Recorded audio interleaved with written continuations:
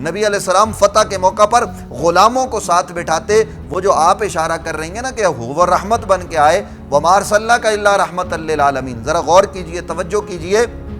پہلے نبی آئے،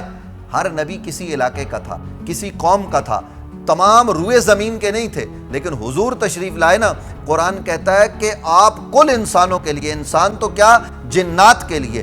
اور پھر یہ جو آیت آپ نے پڑھی وَمَا أَرْسَلْنَاكَ إِلَّا رَحْمَةً لِّلْعَالَمِينَ، حضور تمام عالمین کے لیے رحمت ہے۔ ہمیں اگر رزق مل رہا ہے تو حضور کی وجہ سے مل رہا ہے، وہ جو چاند پر کوئی مخلوق ہے اس کو مل رہا ہے تو وہ حضور کی وجہ سے، قبر میں ہم پر رحمت ہوگی تو حضور کی وجہ سے۔ تو جس نبی کی وجہ سے اتنی برکتیں ہو رہی ہیں، کیا کون مسلمان ہوگا فہیم بھائی جو یہ کہے گا کہ حضور کی آمد پر خوشی نہ مناؤ؟ دیکھیے خوشی، میں تو اس پہ یہ کہوں گا، ابھی جو آپ نے ذکر کیا نا، اسی کے اوپر تھوڑی دیر پہلے آپ نے جو عید میلاد النبی کے لیے کہا، تو میرے تو دل میں تو پھوٹ پھوٹ کے نکل رہا تھا کہ جی نثار تیری چہل پہل پر ہزار عیدیں اے ربیع الاول، سوائے ابلیس کے جہاں میں سبھی تو خوشیاں منا رہے ہیں۔ ماشاءاللہ تو ماشاءاللہ، خوشیاں منائیں گے، کیوں نہیں منائیں گے؟ اور بالکل خوشی منانے کا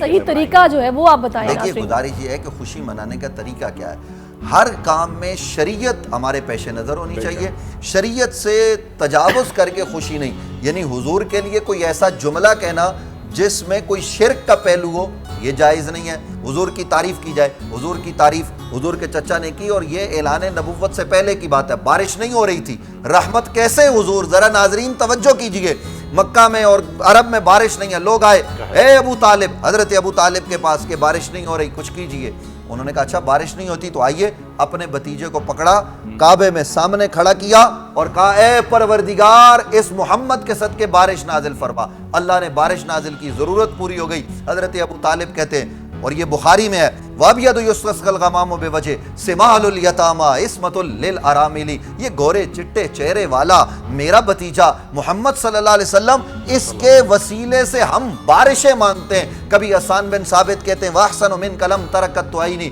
وَأَجْمَلُ مِنْكَ لَمْ تَلِدِ النِّسَاءُ خُلِقْتَ مُبَرًّا مِنْ كُلِّ عَيْبٍ كَأَنَّكَ قَدْ خُلِقْتَ كَمَا تَشَاءُ۔ کبھی جناب سیدنا حضرت عباس بن عبد المطلب کہتے ہیں من قبلها طبت في الظلال وفي مستوعد حيث يحصف الورق ثم هبت البلاد لا بشر انت ولا مضغة ولا علق بل حجة تركب السفين وقد الجم نصرا وله الغرق وردت نار الخليل مكتما في صلبي انت كيف يحترق وانت لما ولدت اشرقت الارض ودا بنورك الافق۔ یہ سب کیا کہہ رہے ہیں؟ حضور جیسا کوئی نہیں، حضرت ابراہیم کو آگ نے نہیں جلایا، کمال ابراہیم کا نہیں محمد الرسول اللہ کا ہے کہ وہ موجود تھے، وہ جو کشتی نہیں ڈوبی حضرت نوح کی، وہاں حضور علیہ السلام موجود تھے۔ تو جب حضور کی وجہ سے یہ ساری رحمتیں، یہ برکتیں ہو رہی ہیں، آپ خوشی منائیں، کھانا پکا کے غریب کو کھلائیں، آپ جلوس نکالیں لیکن اس میں کسی کو تنگ نہ کریں، آپ کھانا بانٹیں، زمین پر نہ پھینکیں، آپ جو جھنڈے لگائیں اس پر اللہ رسول کا نام ہو، وہ کسی کے پاؤں کے نیچے نہ آئے،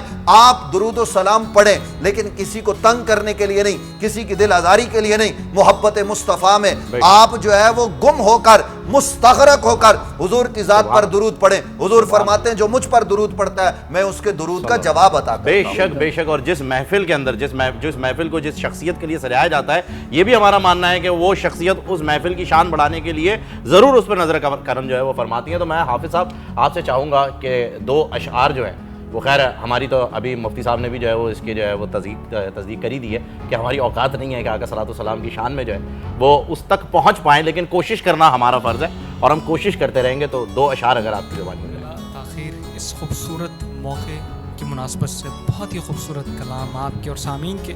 گوشے گزار کرنے لگا ہوں۔ درود شریف پڑھ لیجیے، اللہم صلی علی سیدنا و مولانا محمد۔ کیا یہ خوبصورت منظر جو ہے شاعر اس میں بیان کرتے ہیں کہ سحر کا وقت تھا، معصوم کلیاں مسکراتی تھیں، ہوائے خیر مقدم کے ترانے گنگناتی تھیں، ابھی جبریل بھی اترے نہ تھے کعبے کے منبر سے کہ اتنے میں صدا آئی ہے عبداللہ کے گھر سے، مبارک ہو شہ ہر دو سرا تشریف لے آئے، مبارک ہو شہ ہر دو سرا تشریف لے آئے، مبارک ہو محمد مصطفیٰ تشریف لے آئے مولا صلی وسلم دائما ابدا علی حبیبک خیر الخلق کلہم نہ کوئی آپ جیسا ہے نہ کوئی آپ جیسا تھا نہ کوئی آپ جیسا ہے نہ کوئی آپ جیسا تھا کوئی یوسف سے پوچھے مصطفیٰ کا حسن کیسا تھا کوئی یوسف سے پوچھے مصطفیٰ کا حسن کیسا تھا زمین و آسمان میں کوئی بھی مثال نہ ملی حافظ ولید حسن خوبصورت آواز اور بہت ہی پیارا کلام آپ نے پیش کیا. اچھا علامہ صاحب ایک چیز جو کہ میں سوچتی ہوں وقت بھی چونکہ تھوڑا سا کم ہی ہے ہمارے پاس, میں چاہوں گی اس پہ تھوڑا سا اگر آپ روشنی ڈالیے گا کہ ہم یہ دیکھتے ہیں کہ ایک نبی جن کے پاس پورا اختیار جو کہ وجہ تخلیق کائنات اور علم ان کے پاس بے شمار, اور اس کے باوجود وہ بکریاں چرایا کرتے تھے. مطلب ایک وہ بندہ جو مطلب بیٹھ کے کچھ بھی کر سکتا ہے, ان کی زندگی تو ہمارے لیے سمجھے نا کہ اس کی ہمیں اس کی پیروی کرنی ہے, ہمارے لیے تعلیمات ہے. تو تھوڑا سا ذرا اس پر روشنی ڈالے گا کہ آج کا انسان اور یہ تعلیمات کیا کر رہے ہیں ہم. دیکھیے قرآن مجید فرقان حمید نے پوری صراط و وضاحت کے ساتھ کہہ دیا لَقَدْ كَانَ لَكُمْ فِي رَسُولِ اللَّهِ أُسْوَةٌ حَسَنَةٌ, حضور کی زندگی میں کامل نمونہ ہے ہم سب کے لیے. اسوہ حسنہ ہے یعنی بہترین نمونہ ہے. اب اس میں نمونہ بادشاہ کے لیے بھی ہے, فقیر کے لیے بھی ہے, فوج کے جرنل کے لیے بھی ہے, مزدور کے لیے بھی ہے, اور بکریاں چرانے والے چروائی کے لیے بھی ہے. صحیح بات ہے.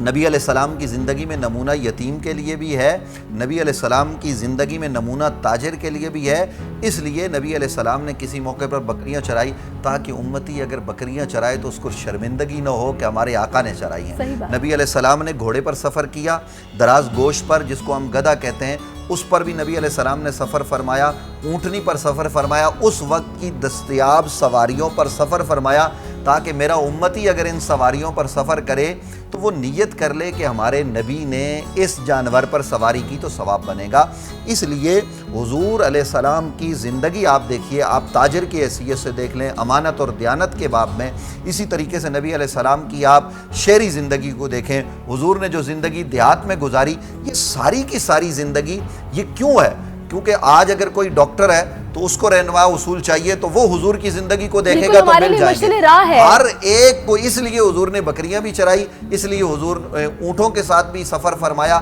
یہ تمام معاملات ہمارے لیے اسوہ حسنہ بن. بس اللہ پاک ہمیں توفیق عطا کرے کہ سبسکرائب کریں اور بیل دبائیں تاکہ کوئی خبر رہ نہ جائے.